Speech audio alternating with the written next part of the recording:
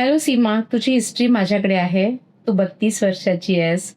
तरुण 40 वर्षाचा आहे. लग्नाला 6 वर्ष झालेली आहेत आणि साधारण 5 वर्षापासून ट्राय करतोय आपण.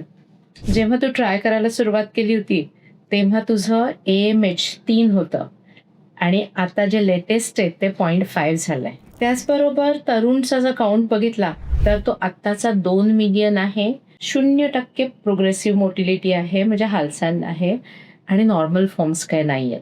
त्यामुळे आत्ता ताबडतोब आपण IVF केलं, तर कदाचित आपल्याला गर्भ मिळणार नाहीत.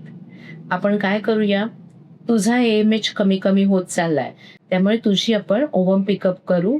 कधी नॅचरल सायकल करू, कधी थोडीशी हार्मोनल इंजेक्शन्स देऊ आणि थोडीशी एग्ज आपण रिट्रीव्ह करून ती फ्रीज करून ठेवू.